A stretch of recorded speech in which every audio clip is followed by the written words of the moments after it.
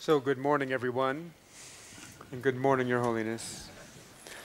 I welcome you all back. It's a somber day today. As you know, there was a memorial service in honor of several persons in Tibet, monastics who have been injured or even have died in the honor of the Tibetan cause, shall we call it. And for me personally, it gives me a real sense, on the one hand, of loss and tragedy, but on the other hand, also a sense of inspiration and courage, which we also need, which we need in so many different realms, including this realm in this area of even environmental work. So I take that loss also as a kind of encouragement and an admiration of their courage and their incredible determination. And I hope that we can bring that same kind of determination to all of our work to benefit others, especially here in this context through the environment. And in many ways, that is, of course, also we can think of that as an ethical issue, as an issue of vision, as our speaker mentioned yesterday, as an issue of a notion of who we are and what our place in the world is, and how we can use the way we think about ourselves and our vision of the world in order to transform that world for the sake of others. So that, I think, is part of what our speaker will say today, Your Holiness. When we were thinking about, again, when we were in the process of planning this meeting over the last couple of years, we knew that we wanted to bring at least one voice from another religious tradition into this conversation. And I asked a few colleagues, I spoke to colleagues here and there, and one colleague said, well, if you could get Sally Mcphee, I mean, she's what we call the mothership, the source of it all, so to speak, within Christian theology. And I have to say, I think that my colleague was right. I'm very pleased to introduce to you now formally Dr. Sally Mcphee. She was, for many years, she taught at Vanderbilt University Divinity School in Nashville, Tennessee. She was the Carpenter Professor of Theology there and was extremely well known for her work. Of course, she was originally educated at Smith College, which I think you're familiar with, and at Yale University. And she taught at Yale University Divinity School and also Harvard Divinity School, as well as, of course, her many years at Vanderbilt.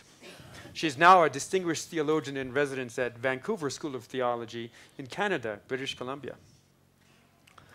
She has authored 8 books and many, many articles. One of her most important books is called Models of God. And in that book, she presents an alternative model, you could say, or even a challenging model to our notion of how we think about God. And one way that she reconceptualizes God is as, in a sense, the body of the world, or more precisely, that the world can be seen as God's body. Her latest book is A New Climate for Theology, God, the World, and Global Warming. And she's also working now on another book, which is about climate change and kenosis. Kenosis, Your Holiness, is a very interesting Christian theological term that I think Dr. Mcphee may tell us more about, but basically it means the notion of sort of self-emptying, of selflessness, actually. It's a Christian version of selflessness. Yes, yes. So the emptying of the self.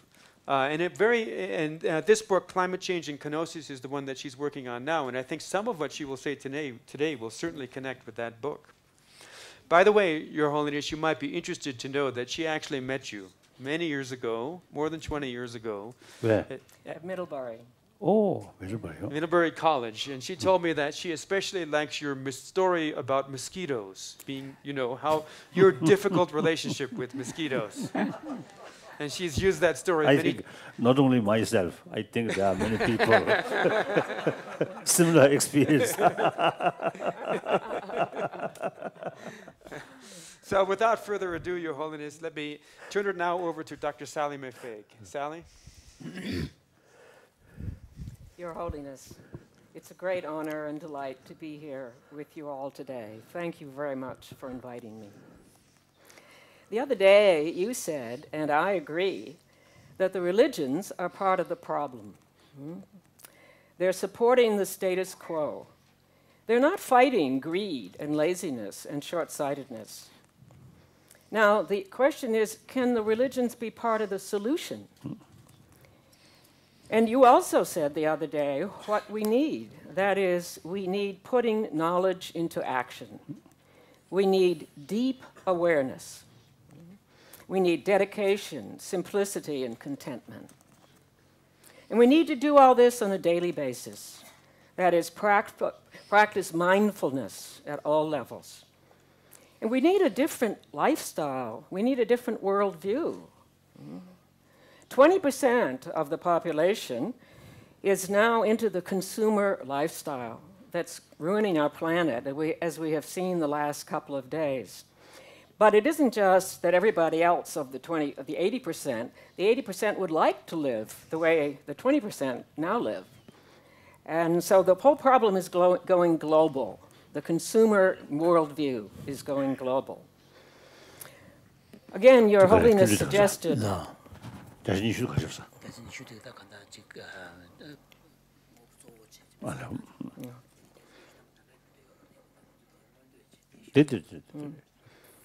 Again, Your Holiness pointed to the solution, a different vision, and you mentioned Bhutan and Estonia, and I would add also the lives of the saints, people who have deep awareness.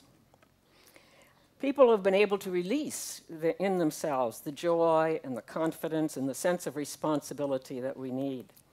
So, the question becomes, how can religions help this deep awareness happen? Science has told us, we have started off the last few days with science telling us the worldview that we need. We need a worldview of radical interdependence and interrelationship. So now the question becomes, what should the religions do? And over the years, when people have asked me what I do, and I answer that I'm a theologian that investigates the connections between religion and economics and ecology, they give me a funny look. They say, what does religion have to do with financial and environmental matters? Isn't religion about such things as God and sin and salvation? But times have changed.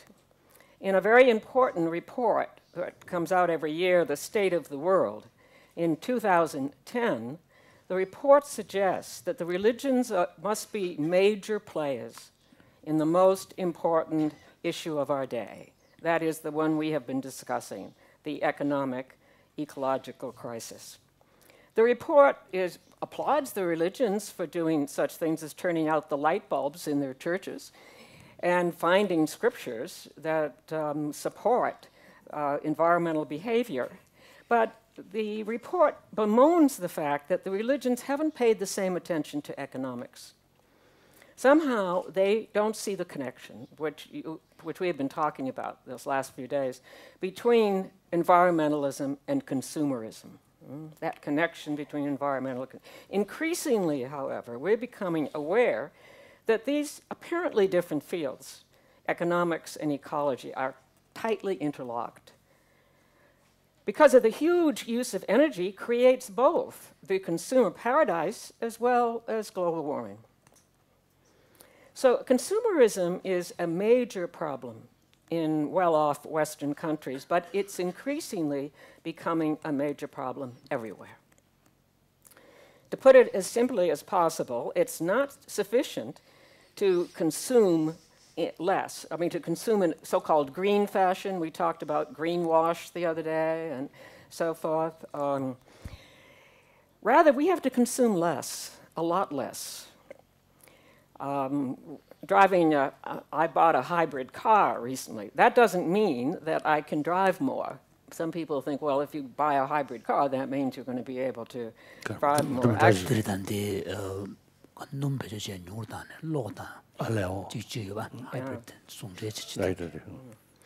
Quantity still matters. In fact, we are at such a level of consumption in relation to the carrying capacity of our planet that reduction is a major responsibility. But no one wants to face this fact. No one wants to buy less, have less. We want more, more, more, more, right? What if we have to give up the use of cars, period? What a thought.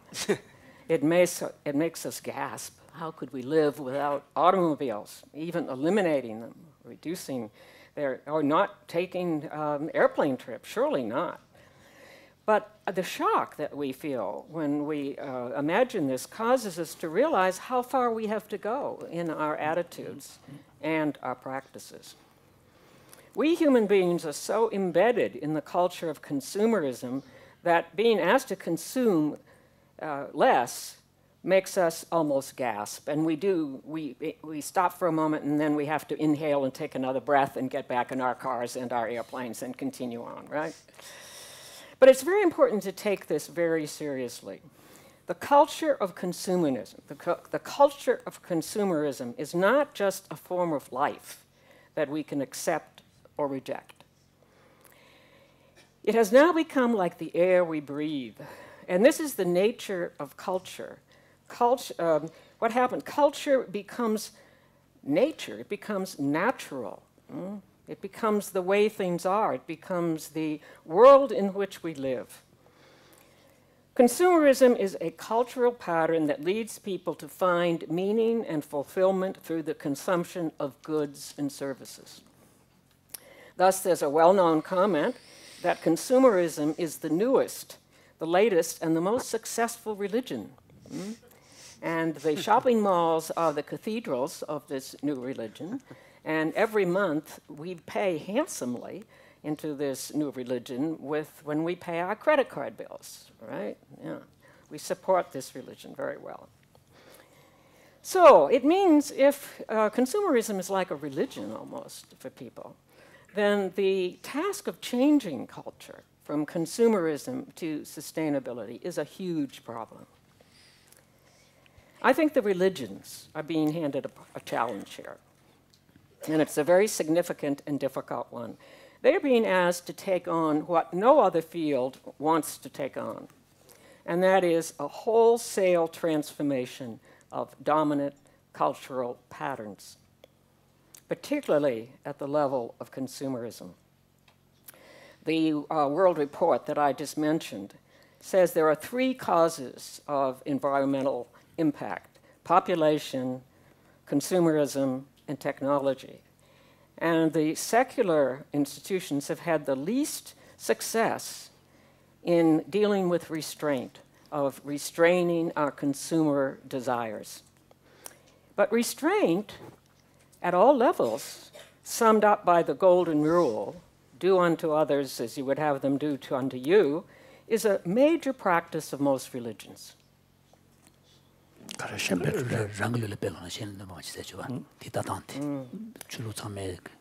the one thing needed now, and I believe it's both a gift from the religions and a challenge to them, because as you said so clearly the other day, the religions have not been doing this.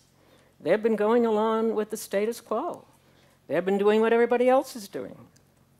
So I think this challenge of restraint could be a sort of coming home for the religions, as well as their greatest contribution to this economic and ecological crisis that we face. So the report, the report sums it up well. It says, religion's special gift is urgently needed now. What is this gift? It's the age-old paradoxical insight that happiness is found in self-emptying, that satisfaction is found more in relationships than in things, and that simplicity can lead to a fuller life. I consider these words to be marching orders for the religions, and they're also the central theme of what I want to share with you this morning, sir. However, as the report points out, advocating this kind of position, restraint, could make the religions very unpopular. I mean, no one wants to hear that. People don't want to go to church if that's what the sermon is going to be about. Share with your neighbor. But such a position would not only serve the planet, but I think it would return the religions to their original roots, to their spiritual foundations. The message that the purpose of human life is to consume is a heresy. Heresy. Heresy. Heresy. Heresy. Yeah. and it should be condemned as such. The religious traditions may well find such a return, that is, a return to their basic insight of restraint, not for the sake of ascetic denial. It's not in order to flagellate oneself. Rather, it is because that the abundant life for all is only possible if some of us restrain our desires. So my small contribution this morning to our discussion is to condemn the heresy of consumerism by taking up the challenge of a look at what I'm calling kenosis, or self-emptying, which I'm sure I know is in Buddhism in certain forms, and it's also in Christianity. So my thesis, in a nutshell, is that we've reached the point in the public discussion of the planet's two crises, the monetary one and the ecological one, where we have one major need, one thing we need to do. Not more information, but practices. We need to move into action. And I want to look at this process of moving from belief to action. Now, we grant there's no one solution to this big problem that we have. Absolutely not. But can the religions make some contribution by sharing their profound countercultural and unpopular message that the abundant life at both personal and public levels is not found by satisfying one's ego in a market-oriented, individualistic culture. Rather, it is found by losing one's ego in service to others. Can we see that this much neglected aspect of many world religions, that is the countercultural self-emptying, is not the answer, but it is one important perspective that needs to be added to the sciences. The sciences tell us what worldview we need to share, and now we, in the religions, need to start putting it in action. Increasingly, the issue of how to live well has become one of changing how we're living now to living in a different way. And as the crises become worse, more and more people are questioning the reigning culture of insatiable greed. It's not making them happy. They're coming to the conclusion that the rewards...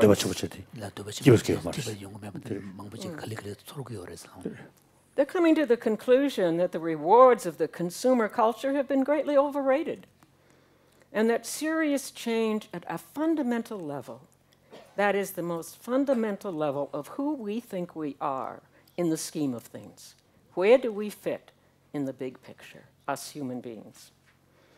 Then, once we decide who we are in the scheme of things, what should we be doing? Now, change at this level is very, very difficult. And in fact, most people find it impossible. Yet it is precisely...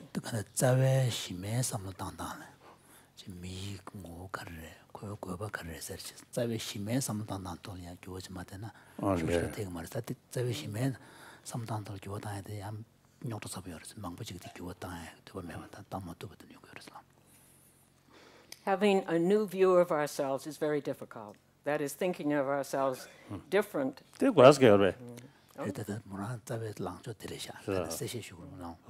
Yes. Yes? Okay. In Christian circles...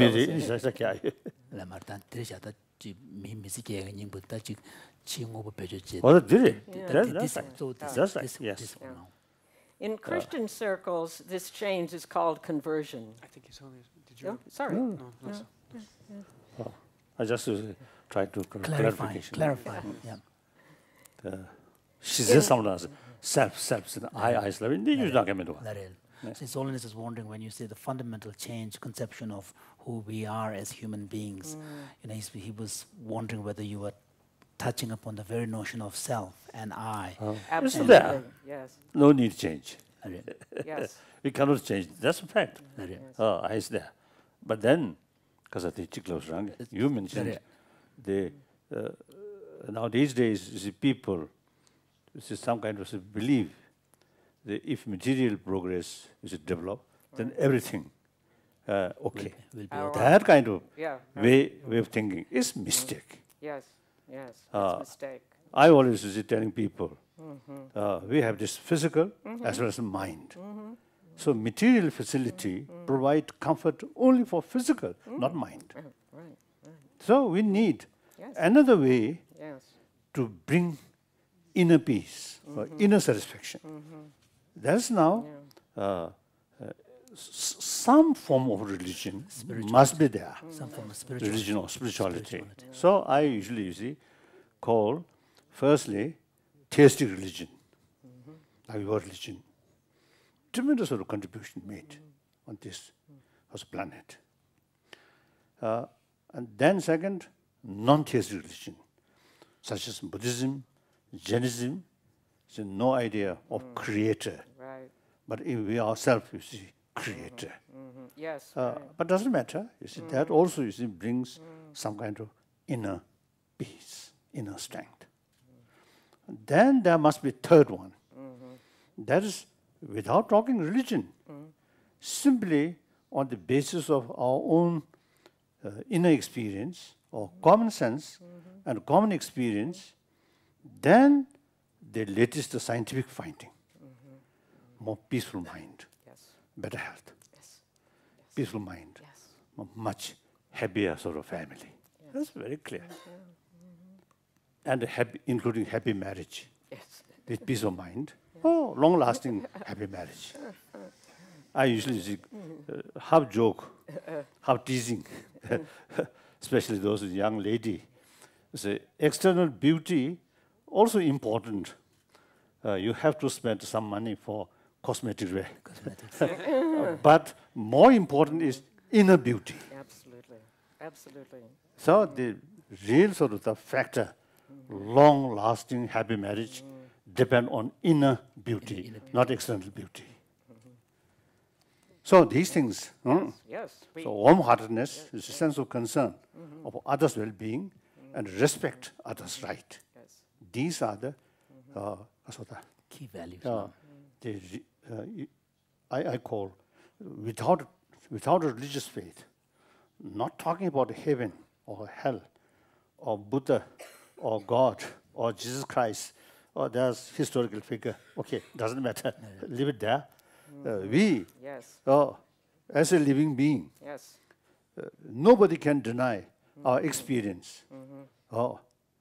The inner peace, satisfaction. Right. Everybody is loves kasadi, just do rest or picnic or rest. Rest.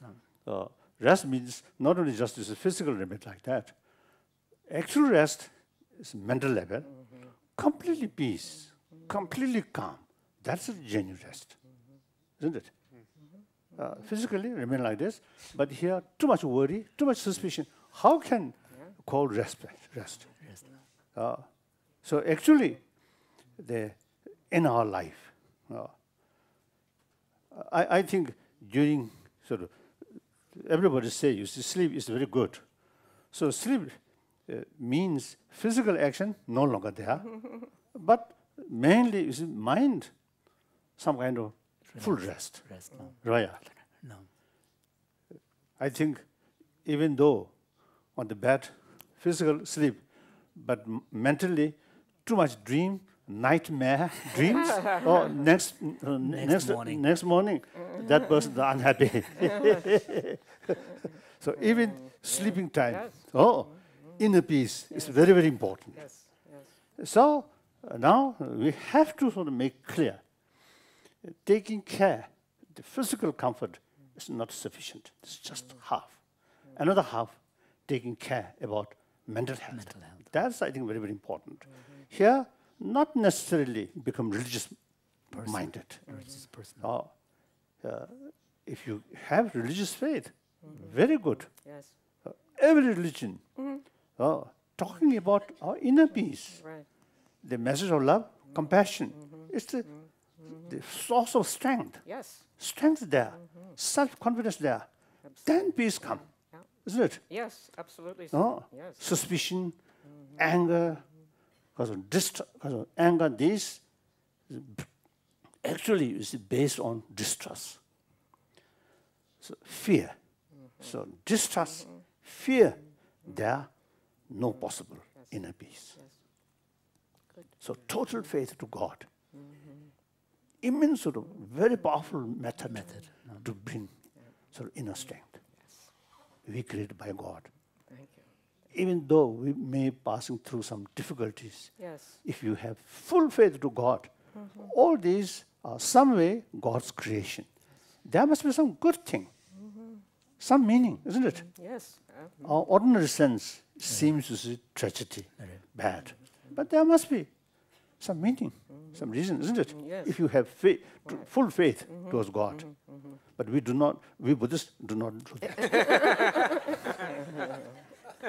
Thank you so much. We are talking about the same thing. We're talking about who we are. What is the nature of the self? Are we beings? That is very complicated. It's very complicated, yes. I think last 3,000-4,000 years. You see, That's right. Discuss, investigate. Still not very clear. Each view have, you see, own concept. So better to content on that level. I think even great scientists, I don't think you see, finally see clear sort of the pinpoint what is self. So more investigate, more because of vague. Becomes less and less clear. Right. Yes. Well, The what moment the she made- sciences are telling us, the sciences were telling us, that we cannot be this selfish, greedy kind of person. That is, we human beings in the world cannot live that way because reality is set up differently. Right. It's set up in terms of interdependence and interrelationship. So we need to change our understanding of who we are in order for us to act differently. Because we're caught now like a bubble. We're caught in this bubble of consumerism.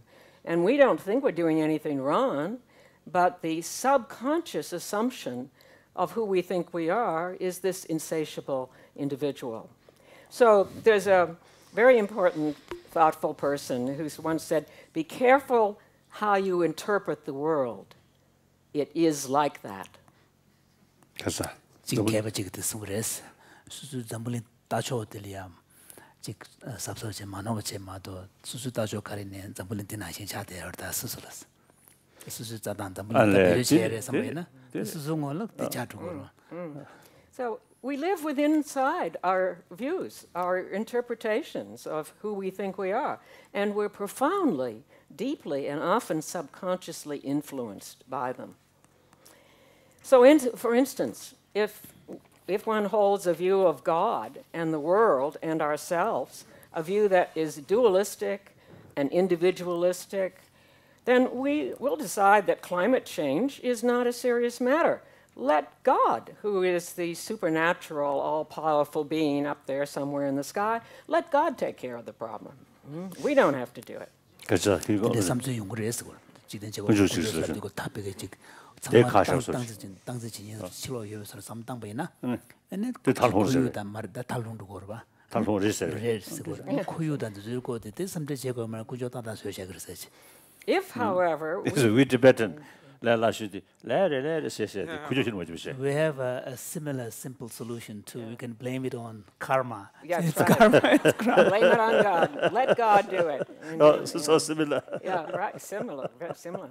However, if we have a different view, if we see everything, including God, as interrelated and interdependent, and this is the worldview that's supported by science, and the wisdom of many religious traditions, dependent co-origination, for instance, then we're going to... Then if we see it that way, that is, the self is interrelated and interdependent with everything, then we're going to see that we are, in fact, responsible for the whole, including less fortunate human beings. So we need to change our images of God from seeing God as king and master over the world to imagining God as to imagining the world almost within God, like a baby in the womb. Instead of God as off there, up there, where the world is held within God's hands, or is like a baby in the womb. We live and move and have our being in God. God is not some far-off, distant being. So we need to wake up to the lie of the current worldview of individualistic, selfish fulfillment. This is a lie. The religions say it's a lie. Science says it's a lie. We need to wake up to a different worldview, one that shares our whole resources with our fellow creatures. And I think that the religions can help us here. That is, their understandings of limitation, of detachment, of self-emptying and compassion can help us do this. So the Christian notion of self-emptying, the Buddhist understanding of compassion, these are two illustrations, I think, of the contributions that religions can make. So we need to move from one worldview of ourself, of who we are in the scheme of things, a worldview that's very narrow and individualist and greedy, to an understanding of the self as what I'm calling universal, the self as universal, like dependent co-origination, the self in that way. So that the self includes everything that is. You yourself, Your Holiness, has said that we should view the self, we ought to think of, you yourself have said we ought to think of the needs of strangers in the same way that a mother responds to the needs of her child. And Christians say the same thing with their phrase, to love your neighbor as yourself. One could say in both of these cases that one sees the world as one's body. One's body doesn't just end with the skin of oneself. Rather, it includes everything in the world. The world is my body.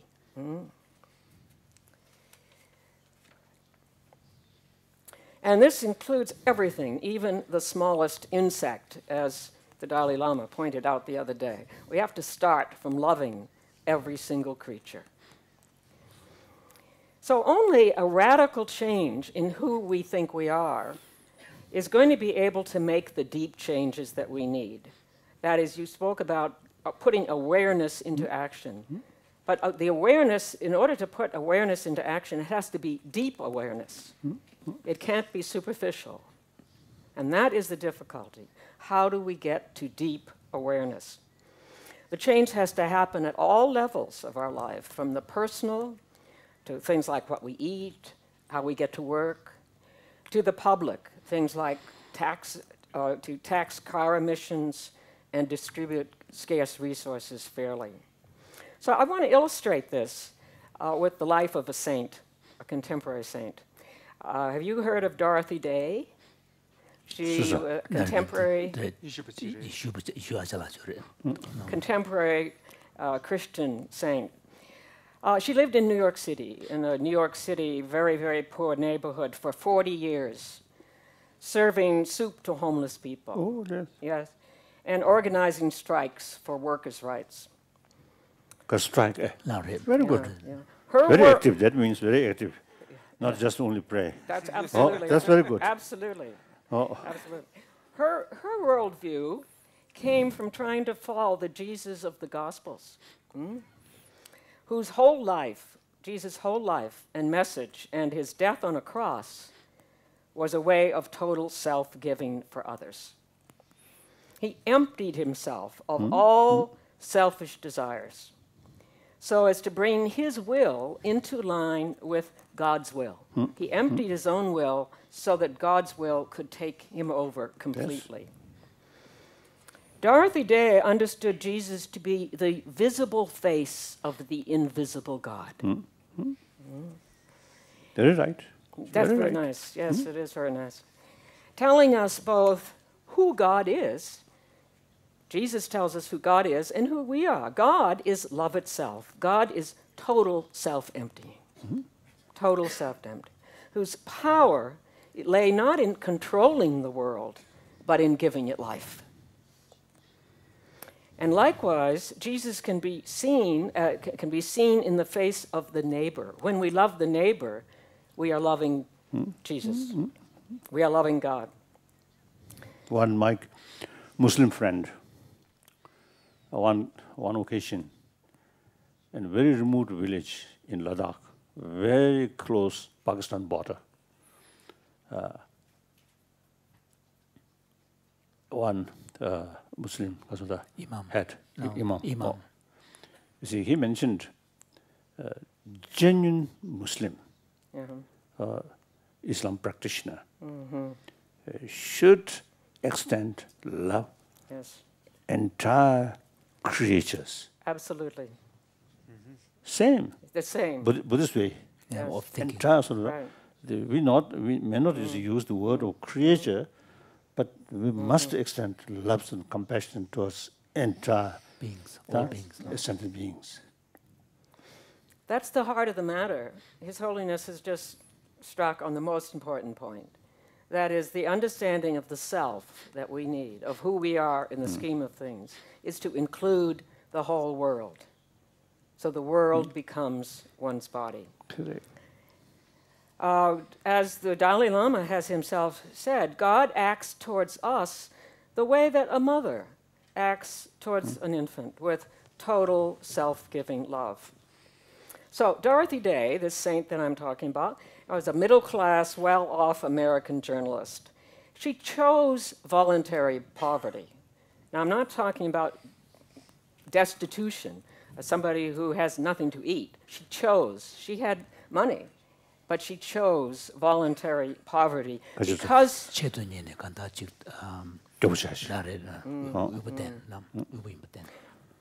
she chose it because she needed to move out of her bubble of middle-class consumerism. She needed to think differently. She needed to be upset and disoriented. Yeah. 장부인의 주인한 게 디어를 가서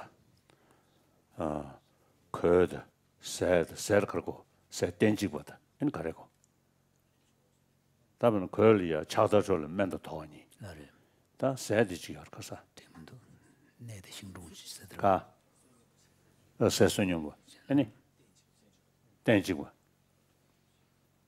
자 간다 가서 우리 치행하다 촉시대하러 그래서 So there are similar practices in the Buddhist tradition. Yes. One speaks of 12 cultivated qualities. Yes.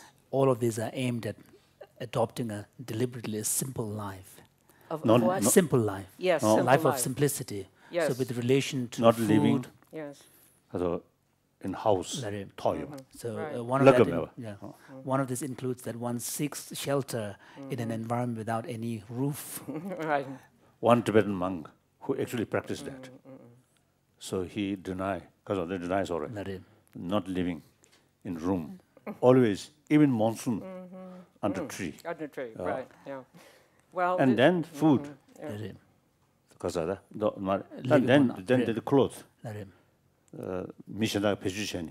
다 투스 집어들래. 유셔든데. 야, 인 가자. 맨다. 단도 돌아서 시다 유. So clothes. that 되면은 that 더서 아마 두네. 다 가서 그래. 그 대자르시. So very simple clothes. Ideally, clothes that have been discarded by others. Worn for 6 months. 좀 소소소리야 근줄이네.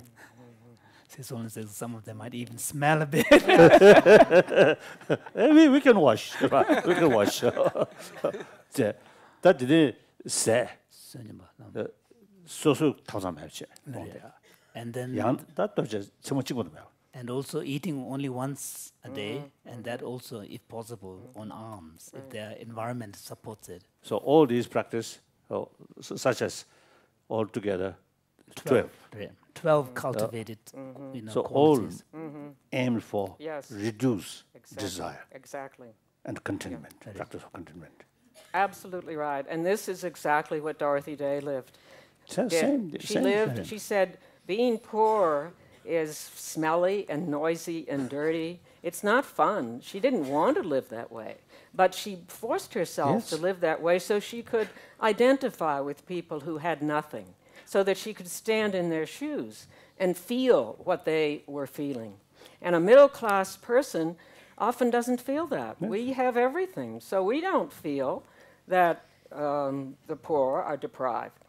So she did this in order to change the way she thought about herself, from this consumer idea to the universal self. So she found no limit to her compassion, to how it stretched out. So I'm suggesting that the religions of the world have a major role to play in the climate crisis change.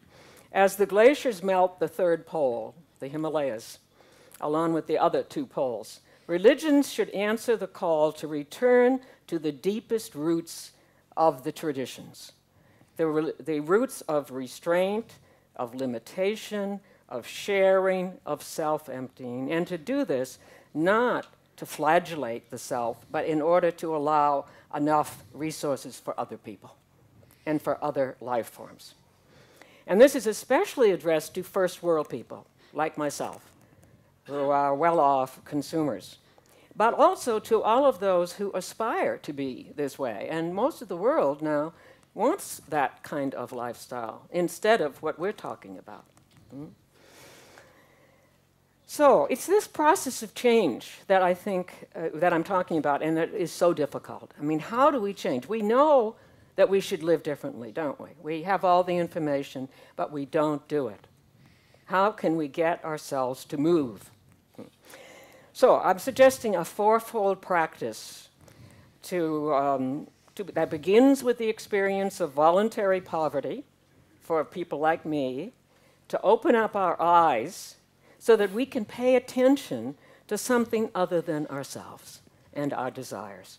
Pay attention to the other, to the neighbor, near and far, and to do so at the most basic level. That is, not to just feel sympathy for them, but the level of sharing food. Unless we share the things that people need to live, then we haven't really walked the talk, right? So, beginning with poverty, the insights from Dorothy Day's story and other people like her, other saints, they're not spiritual and religious, as you have said. It's not about God and sin, but it's about sharing basic necessities. These people pay with their own bodies. And I couldn't help but think of the nuns and the monks who have immolated themselves. They are paying with their own bodies. Those are people who, like Dorothy Day, see the world as their body, and they pay with a total price of self-emptying. Most of us are not going to do that, but those special people create an ideal for us, a vision of how to give with total self-giving.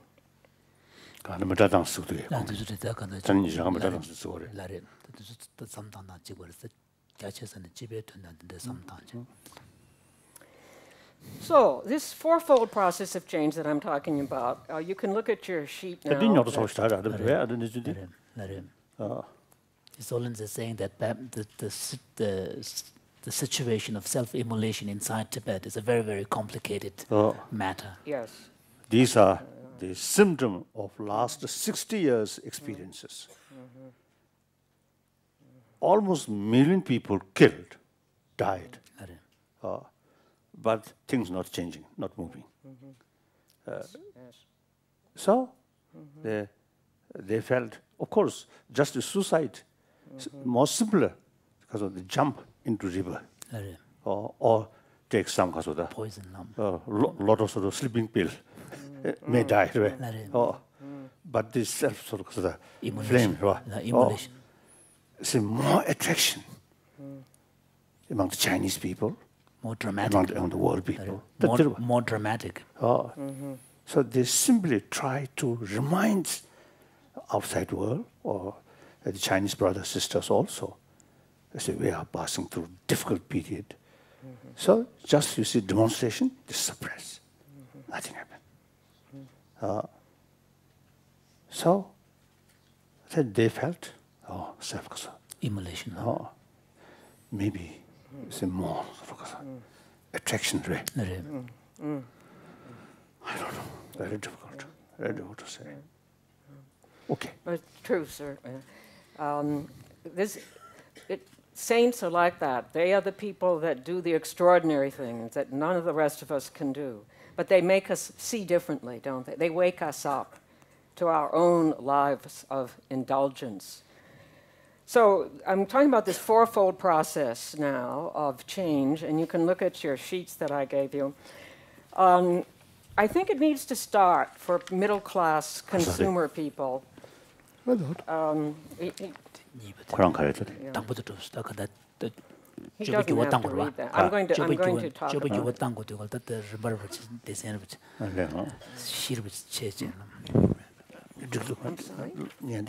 Yes. Well, it's going to be hard. Okay. Okay. Experiences of voluntary poverty. That is, those are people like in the middle class. They need a jolt. You need to wake up. They need something different in their lives. So to move away from the model of possessions towards self-emptying. And I call this wild space. If you turn your sheet over, you'll see this picture. And the big circle is the whole world. And the big circle is the consumer worldview. And each one of us, each person, the small circle is each person, that's each one of us, lives partly in the consumer world, in fact, mostly in that world, but there's also a piece at the side that hangs out, and that's the wild space. And that's the space where you... Wild space.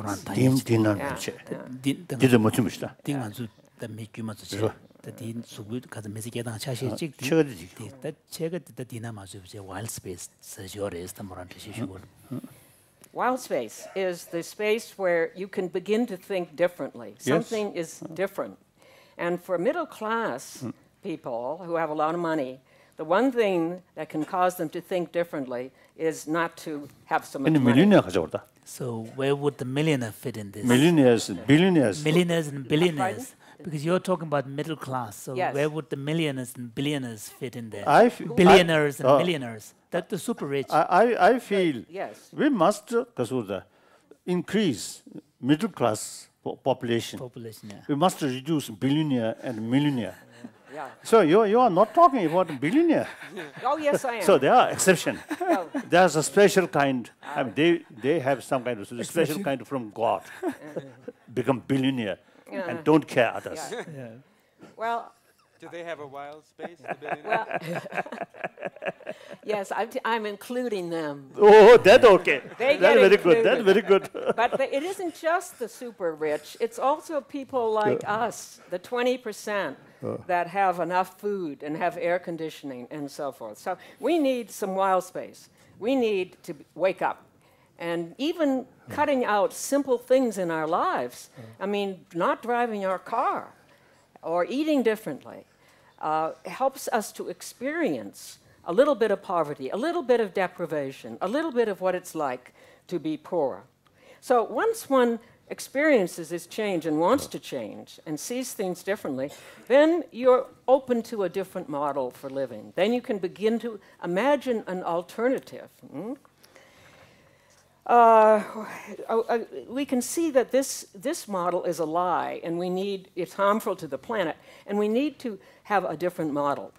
So the second point in your sheet there, if you turn over back to the second point, the second point, in addition to voluntary poverty, is the focus on one's attention on the needs of others. To focus one's attention not on one's own desires, but on the needs of others, and especially other people's most basic needs, like food.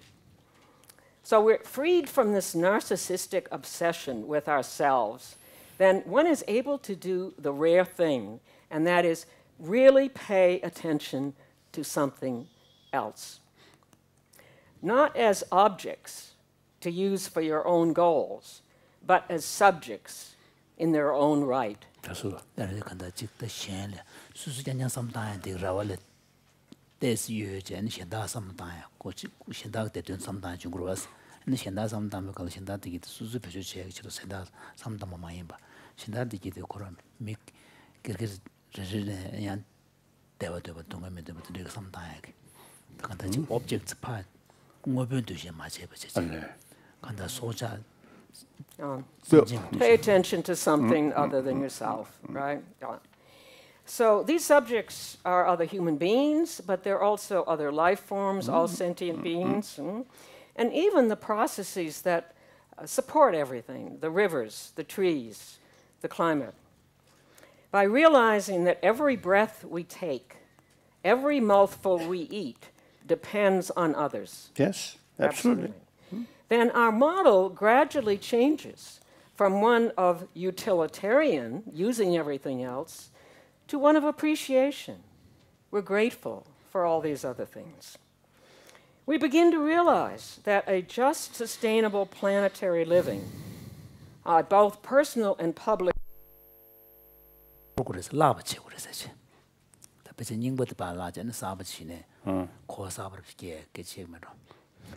one has to give up the old self in order to get the new self. The old self is the selfish, narcissistic self. Yes, yes, you have to give that up in order to have the new self, which is able to live for others, in service for others. Very good, very good, very good, very good. So real abundant life doesn't come from getting more and more things. No. It comes from giving up those things when others need them and living differently.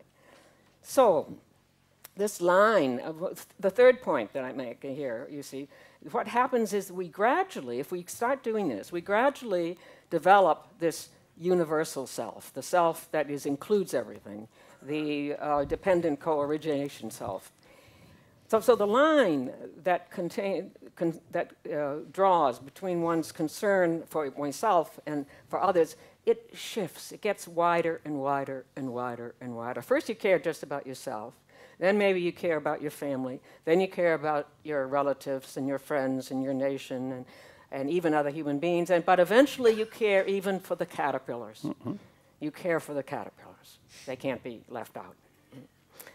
So this journey, rather than diminishing the self, increases its delight. We become bigger, really. Yes. We include everything. Yes. Instead of becoming narrow and tiny and turned in upon ourselves, we turn out to the world. We fall in love with the world itself.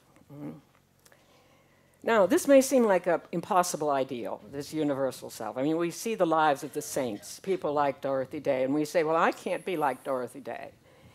But we can be better than we are. We can be different. We don't have to be the narcissistic, selfish, consumer self. We can go in a different direction. That's why Bhutan and Estonia, places where they've tried to do things differently, are good ideals. His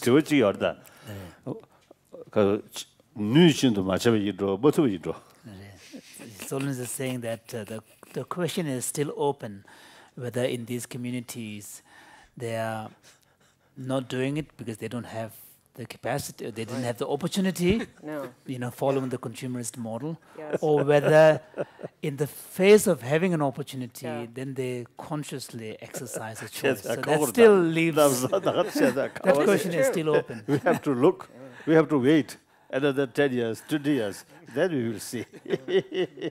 No, this is absolutely true. And it's not that any one of us or any community is going to achieve everything. There's no perfection. Absolutely. Everything is relative. Absolutely. But the Greeks said, if you know the good, you will do the good. But St. Paul said, I know the good, but I don't do the good. I know I should. St. Paul. St. Paul. Crossing. Remember that. Chitan Greek, Chitan Chebena, Shimbena, Sambu Shimbena, Sambu Chigers Lago. St. Paul Simbena. Did it? St. Paul Sumber. The Shiba Zamga Chebe Cabayon. So, okay. Nonetheless, we live within the models that our culture creates for us and that we create for our culture. We live within these. It doesn't mean that we're going to live perfectly within them. But the ones that we assume to be true, the ones that we say yes to this new model, this universal model, rather than yes to the consumer model, then we're going to try and live differently. Okay, so finally, the last step is that this new model, it has to operate not just for the individual, not just at a personal level, but also at a public level. What we've been talking about, the environmental crisis, it means every individual has got to change, but also we have to have different laws. We have to have a whole different public system than what we have. So, for instance, I talk about planetary house rules. You know, if you all live together in a house, and you put up on the refrigerator some house rules, and the house rules are, take only your share, clean up after yourself, and keep the house in good repair for others. Those are 3 house rules. They work at the individual level, but they work also for the whole planet. Take only your share of the planet. Clean up after yourself, recycle, and keep the house sustainable, in good shape for others to come in the future. So, in conclusion then, other fields say, when they've made their contribution, they say, well, here is what I have to say, but finally it's a spiritual matter. It's an ethical matter. It's a matter of changing our behavior. And the religions then should say, yes, this is absolutely true. And our particular point is to help that process happen. It is a spiritual and ethical problem. So let us look at this process of change from belief to action. And what I'm suggesting, it has 4 steps of voluntary poverty, paying attention to the needs of others, developing gradually a deeper, broader view of the self, and then applying this at all levels, personal and public. Thank you. Wonderful. Wonderful.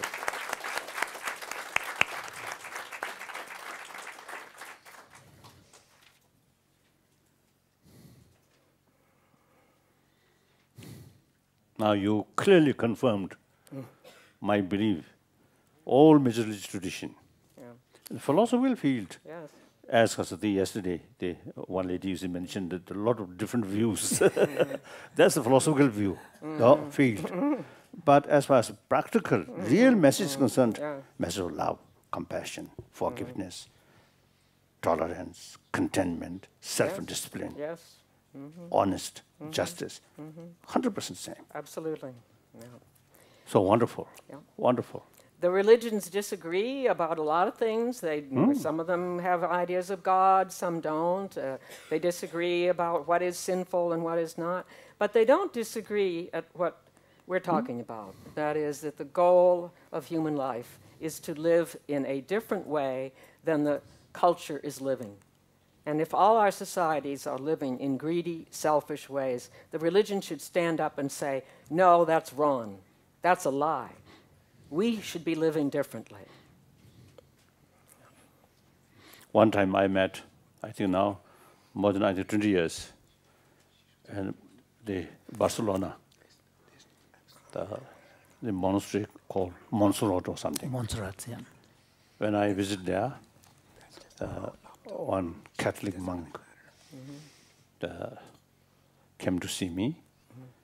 The organizer told me that monk last 5 years remained in hermit way of life, hermitage,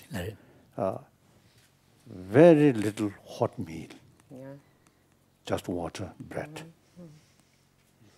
And when he came to see me, when we met, I asked him, I heard you spent 5 years in the mountain, hermit life, very little sort of proper meal.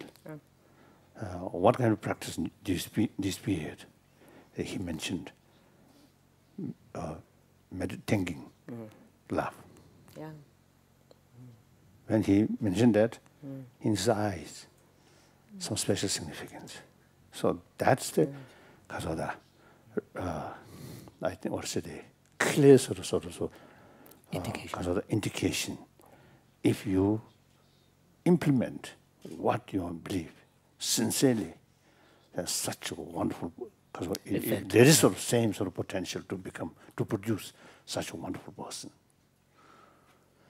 Wonderful. In any way, as far as education field, I think Christian brothers, sisters, I think made the greatest contribution regarding education. We Buddhists, not. Or Hindus also not. And Muslim also may not be. In ancient time, maybe, in Arab area, or civilization, ancient civilization, I don't know. So, I always admire our Christian brothers, sisters, they are sort of total dedication. Well-being of others. Many of them. Some are, Some are more interested in the impressiveness of their costumes. Oh, I know. That's true. We Buddhists also, you see. Now, actually, after I came to India, I gave up all kinds of. So there was a custom in Tibet for the High Lamas to wear this sleeveless jacket, waist jacket, with the silk brocades, you know. So His Holiness said after he arrived in India, he gave all of that up.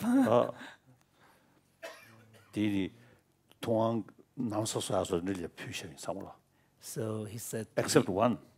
That is during my final examination, 1959, I wear one sort of. That still I feel a little bit mine. So still I kept. Right. Otherwise, all, you see, the brosses are like brocades, yeah. Well, even saints are human beings. Even saints are human beings. Yeah. Then, as a Buddhist monk, you see, actually, it's one of our precepts. No solid meal afternoon. So, I think about 40 years ago, after I came here, although the first day I received the full ordination, monks, highest monks of ordination. I determined from that day I want to practice that afternoon, no solid meal. But that very day, some sort of official ceremony lasted around 2 o'clock. So then I find a very good excuse. So I didn't practice that. And only after I came to India, then I decided the way so I do the lunch because of the broth on my table, and I smell. Then, yes, I'm monk. I must stop eat. And then, lunch. Dinner, yes. Dinner. So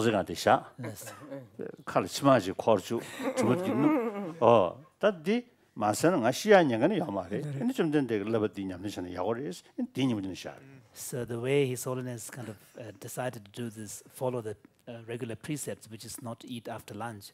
On the first day that he wanted to do this was actually he had the dinner tray brought on his table, and he even smelled and experienced a mouth-watering sensation as well.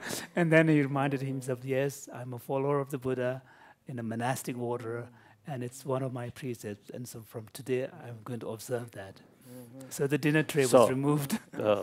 So when I listened to your sort of advice, I felt small way. I implement. Thank you. Wonderful, wonderful. Oh, thank you. I wish this kind of sort of lecture, this kind of sort of explanation, I think should be more on all the churches on this sort of Of course, pray to God, also important. Yes. I usually, see, in my sort of talk, Right. lecture on Buddhism Right. to Buddhists, including Tibetan, they too much emphasis, too much because of Focus. focus on the fond, too much fond. Fond. Pray, Yeah. Buddha. Yes. That's not sufficient. No. Another. We must sort of implement Yes. day-to-day Right, life, right. and the teaching should be part of our daily life, not in a few minutes in the front of Buddha and some prayer, and then outside nothing. That's wrong.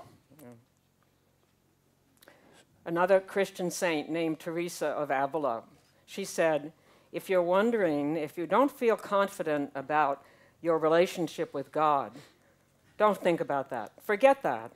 Love your neighbor. That's all. And the relationship with God will take care of itself. So it's the same thing. Absolutely. Put your attention on the neighbor, not on God. But God isn't up there anyway. God is all around here, right? Wonderful. Well, thank you very much, Sally. It was quite a stimulating talk. And we now have about 30 minutes before we break for lunch. We won't be having a tea break. We'll go for the next 30 minutes and see whether others in the group have some questions. I have some questions myself even. And then this afternoon, I just want to remind you that when we come back, His Holiness the Dalai Lama will be offering us a talk. Right. Oh, Lade. What to say? 아주 배배배 저다. 배배배. 정구 덥살래. 야 사람 여기 사람은 가서 그냥 살래. There's a Tibetan saying that I have actually dusted the remaining tsampa from the sack. So he said he has already done that the last 2 days. So now nothing here.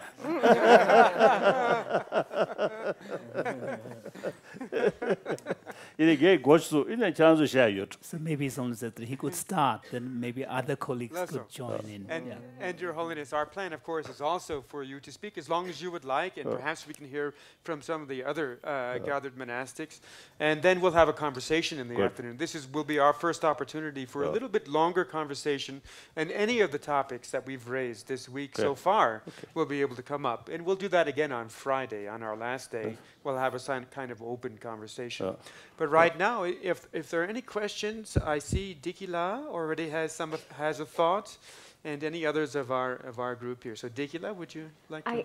I just was very struck, Sally, by the statement that we see the world as like a baby in God's womb. And it is such a feminine way of describing the earth, and also it brings into question the nature of God in Christian theology. And I just wanted to hear about that. It's so different from what I understand of Christianity. I just wanted you to explain that a little bit. Right. Well, one of the most important things, I think, about talking about God, no one has seen God. No one has seen God. We don't know how to talk about God. So we use... This reminds me, one time, someone used to ask me, if you find opportunity meeting Jesus Christ, and what question will be? And I told, what is God? I want to know about God. Right, yes. Yes, well, yes, yeah, exactly. Well, we don't know, do we? No. But we use images of our own experience to talk about God. So in Christianity, one of the big words that people have used is to say that God is Father. God is Father. And some people think that that's a description of God or a name. It's not a description or a name, because we've never seen God. It's an interpretation. It's a model. So we can change the way that we talk about God. And one of the ways that we have realized is, rather than taking just one set of images to see God as Father, Lord, King, and Master, this suggests that God is way off there, and we're way down here, and there's no connection. God is the King and the Master over us. But what if we understood the world as within God? within God's hands, or within like a baby in the womb. This would be a different understanding of God, and it would mean God is everywhere. We don't have to only meet God when we pray or after we die or something. God is present with us right here, now, in this room. God is in the atmosphere. And so it's not just for a feminine image, the baby in the womb. Everybody can use that language. The way everybody talks about or can talk about God as Father, for instance. One can also talk about God as Mother, who takes care of us. You have used this same language, that it's like taking care of the way a mother takes care of a baby. Yeah. Yes, Diana.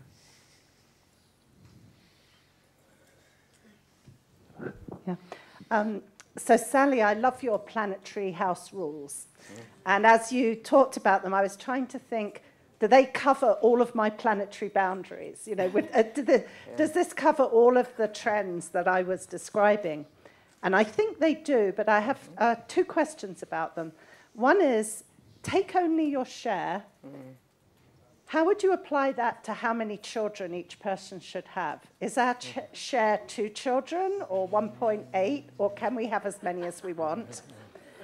And my second question is about keeping the house in good repair for future generations. Why do you just have good repair? Why don't we improve the house for future generations? Let me start with the second one first. Indeed, we should improve the house. That would be wonderful. I guess I wasn't that much of an optimist. I thought we would be doing pretty well if we could keep the house in as good repair as we got it. But if we could improve it, that would be even wonderful. But human beings, as we have shown the last few days, haven't been too good in managing the planet. Most of the kind of things we've done have been bad. So we have to be careful that we don't think that we're going to control and manage the planet. On the first issue, I wasn't thinking about a family of taking your share. I was thinking of every life form, every individual, every one of the 8 billion of us, or however many there are, as well as other life forms that need nourishment. It isn't just taking your share as a human being. You have to take your share as one species, one life form among millions, billions. And this is not easy. That's why I say applying the rules, the planetary house rules, at an individual level is easier than applying it at a planetary level. But the concept should still be basically the same. That is, that we should have the same share. And one of the reasons why I wanted to focus on the 20% of human beings, the ones like us, the consumers, is because we are taking much too much of our share. No matter how you figure it out, it's way out of proportion. We need to cut way, way, way back. And when His Holiness said that one of the disciplines that when he had to give up eating in the afternoon, even the smallest thing that we do becomes a lesson in pulling back, in restraint. If we're able to say no to a dish of food, then maybe we can say no to a new car or a trip to Paris. That is, getting a whole different mindset of how we respond. Not, I have enough money and I can buy more and more and more and more, but I'm going to go into voluntary poverty. I'm going to go into my wild space, and I'm going to live differently. And there are lots of different ways to practice this. You don't have to do what Dorothy Day did, which is spend her life living in a smelly, noisy tenement with bad food, as she said. You don't have to do that. But she shows us a way to go in which we begin to cut down, to limit, to say no.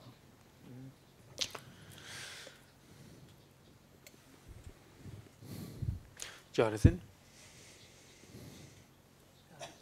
This month, yes, it's on. I'm on the green mic. Green mic, please. Yeah. Yes, this month. Green. Okay, all right. Okay, red one, please. Okay. Yes. Could you hand me that mic, please? In the Jewish religion, this month we had our holiest day of the year, the Day of Atonement, when we ask for forgiveness. And I was traveling in Bhutan and was not able to fast that day, and I'm glad to have the opportunity for a cause to fast today. And for this day, Yom Kippur, the Day of Atonement in the Jewish religion, what we are told is that you can pray to God as much as you want, but it's useless until you apologize to the individual, to the person that you harmed or did wrong to or lied to. So it's very similar to what we've been talking about, that it's compassion from human to human that is the most important priority. And this leads me to a question for Sally, and that is, with this very important priority of human relationships and interaction, and less of a priority for this human-God interaction, or I should, instead of going up and down, I should go sideways. But what about the many, many people that believe in fate, that there's nothing humans can do, but it's all in God's hands. It's fate, which of course is paralyzing, and I think all of us around the room think that that's not a good idea. But what would be your approach to either shaking them up, or how do you deal with this issue of fate, those that believe in fate?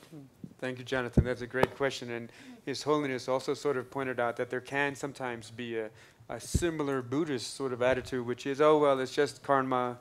There's nothing we can do. It's just later. It's just karma.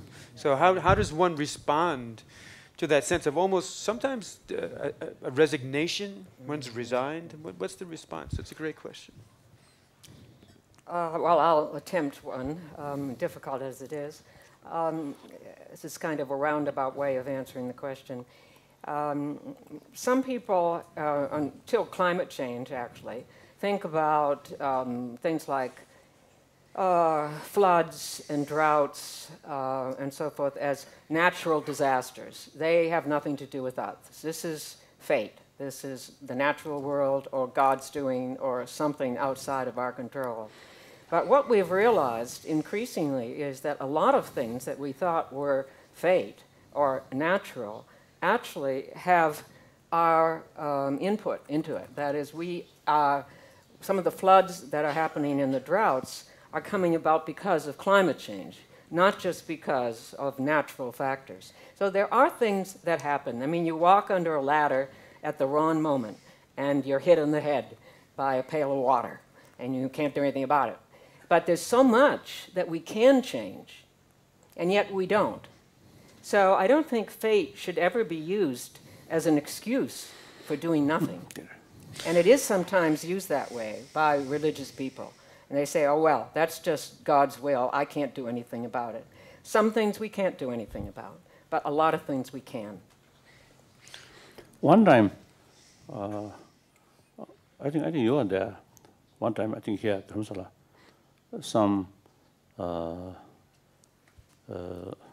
Jewish, or say, rabbi, including one mysticism or something. One fur, one hat. It's some chapter. So there are, I think, different traditions, different sect or different tradition within Judaism. So the one told us the creation of world, say, of course, half God's blessing, half our own creature, our own. So the create of the world, something like through combination, God's blessing and our own sort of activities. actions. He mentioned this last one. Once that is told me that, so I little bit surprised. He said, believe God.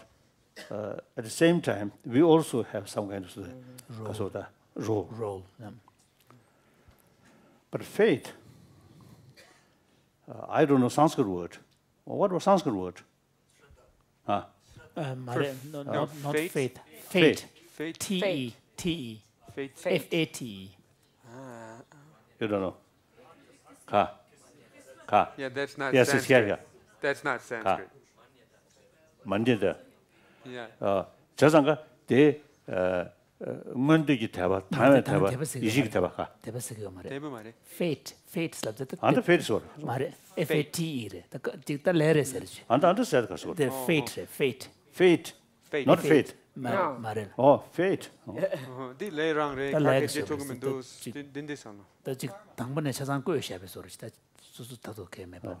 얘네만 차시 때는 다직 꼬여 샤베 소리지. 네. Something absolute 가서. Destination. Like kind of fixed. You cannot change. Yeah. Yeah.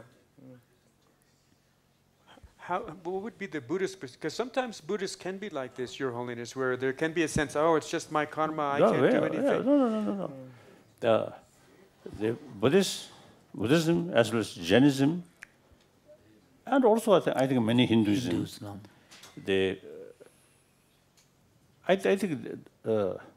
I think more purer form. I think Jainism and Buddhism, no idea of creator, so everything law of causality, cause and effect. Among the cause, now action or karma. I think there are two among the causes. Some just biological. Purely natural process. As Shanta, there was a book clearly mentioned. He mentioned Penang Kasore, Penang Chudi Kandachumres, and Korkoreda, Mamungami Tulichumres, Chulenshaw Kachumre, Korkorangami Chumre, Namangami Lenshaw, Dia, Nubel Kashavre, Korkorangami Chumres.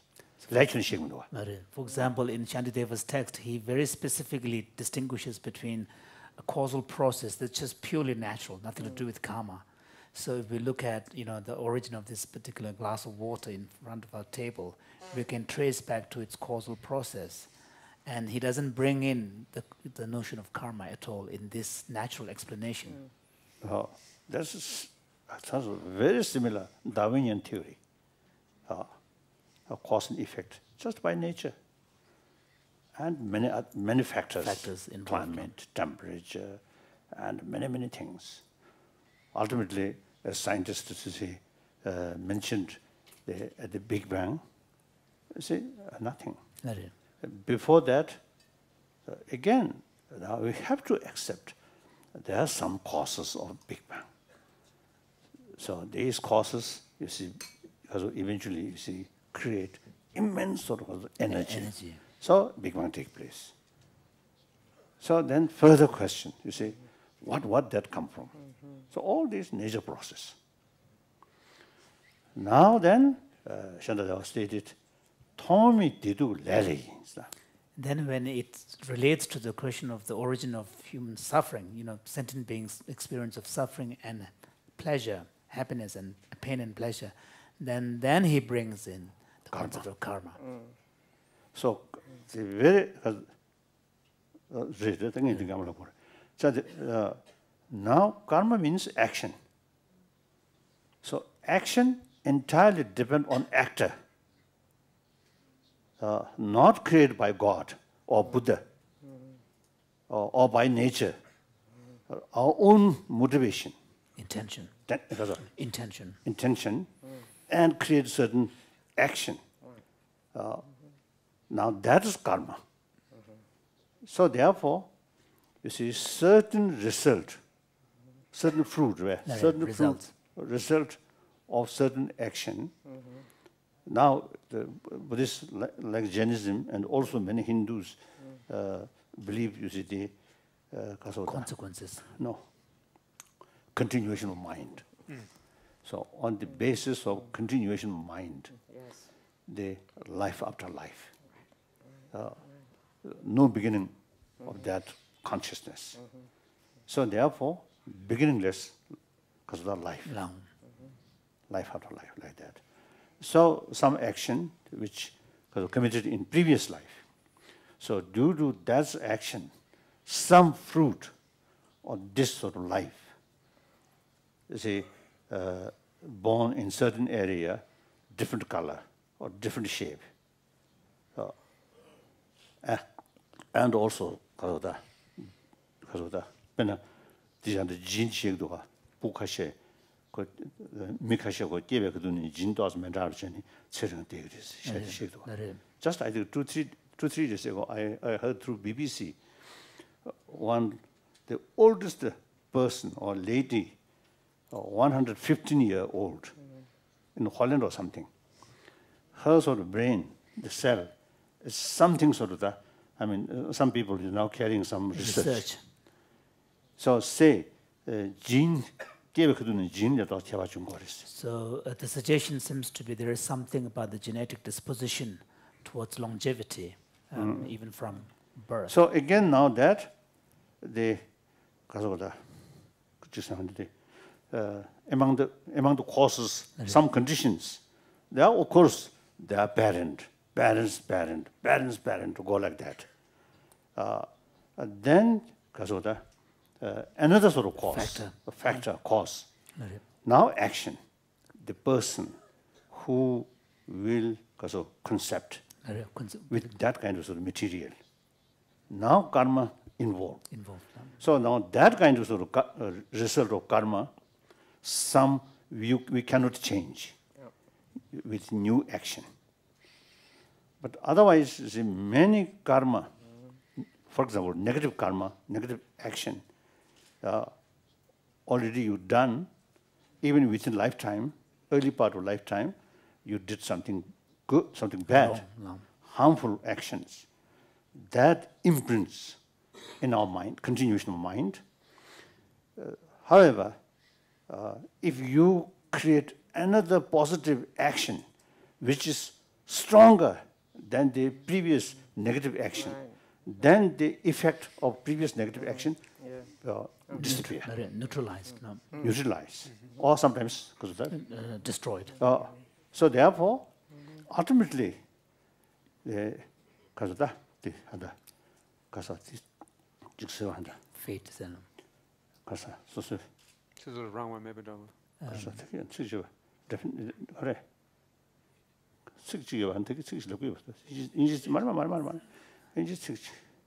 self-creation. So 중국은 도당사지.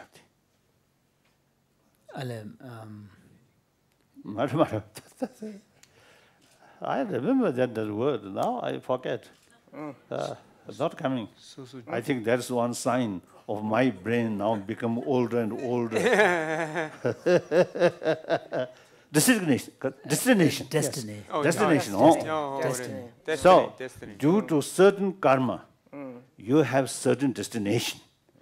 But again, you see, new karma come, that destination change.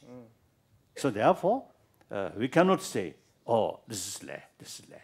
It's not fixed. That is the sign of laziness. We must make effort.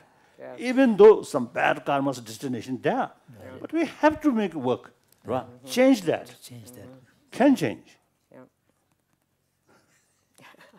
So that's fate, that fate. And Your Holiness, in Sally's talk, there was an important role for sort of restraint and self-discipline. Does that also play a role in this context? I mean, one way of thinking about negative karma is that this is a negative, is a habit, that we can develop emotional habits that are negative. And one approach to that might be restraint and self-discipline to be able to resist those kinds of. Is that also a way in which we can change our destiny, so to speak? Definitely, yeah. All action, more effective action. Now action, little itching here, my hand immediately go there. That's no motivation. Automatic. Such action is neutral. It's neutral, yeah. There is no moral kind of. Now more serious action must be some motivation, based on motivation. Involved. Motivation is involved. So in order to change that motivation, of course, you have to know the consequences of certain action. We do not want suffering. So these sort of unfortunate things happen due to its own causes. So since we do not want suffering, we want happiness. So we must restrain because of doing, involve or commit any action which basic nature brings some unhappiness or pain or suffering on other. These actions ultimately bring suffering on yourself. Yes. Any action brings some pleasant, Benefit. happiness Benefit. or benefit to other. These actions positive because that brings Ultimately. happiness Benefit or to comfort or benefit to oneself. That's the law of causality. Yes. Yes. Indeed. So you see, thinking that way, restrain. Resist. Because selfish reason. Not talking about Buddha, not talking about God. Simply, things are due to law of causality. Things are changing due to its own causes and the conditions. So as far as pain experience is concerned, it's very much related. Among the cause, the karma, one's action there. So that's the motivation. So it depends on awareness. So here, the one key factor is the awareness of the causal relations, how cause and conditions give rise to certain consequences and their dependent relations. This is Buddhist talk. Not fit here. Well, thank you very much, Your Holiness. I think actually now we have come to the end of our session. And I know that many of our people, including some of our speakers, are going to be exercising some restraint at lunch. Oh, good. In order to honor this. Then those persons, you see, who are now sacrificing lunch, and we can spend a few more time here. And those people who, you see, eager for lunch, then leave. Then that also we can do, right? You can, if you want, we can carry on a little bit more. Or a little bit earlier. Maybe we can get back a little earlier. Yes, we could do that. Can we do but we can take some light tea, light milk or tea. That's okay. I think it should be okay. Thank you, sir.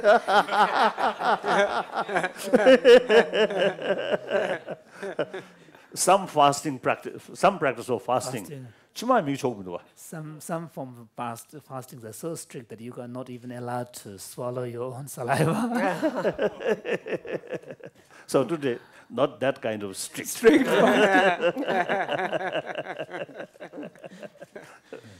Well, thank you very much, Your Holiness. So we'll break now, and I think we'll all plan to read. Yes. 꾸니신 조스케. 꾸니신 조스케. 되면 능원서 나줄 총나줄 퇴낭배는 마도. I think I will come here at 12:30. 12:30. Yes. Lovely. Then about 2:30, I have to also leave, meet some doctor.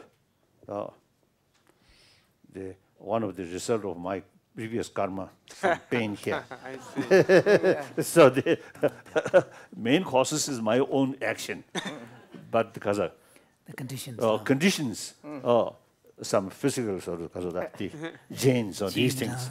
So doctor will check. So very good. 2:30, I will leave. Yes. We'll see you here at 12:30. I will come. Yes. Very good. Then 1:30, 2:30, then 2:30 I will leave.